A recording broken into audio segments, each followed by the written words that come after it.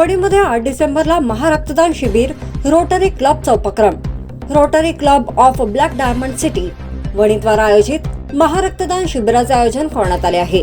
हे शिबिर मंगळवार दिनांक 8 डिसेंबर 2025 रोजी सकाळी 8 ते सायंकाळी 5 या वेळेत भरवण्यात येणार आहे.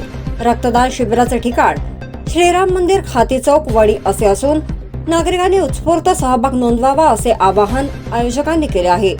तुमचे रक्तदान 3 पेशंट्सचे जीव वाचवू शकते या संदेशासह समाजातील प्रत्येक नागरिकाने पुढाकार घ्यावा असे रोटरी तर्फे सांगण्यात आले.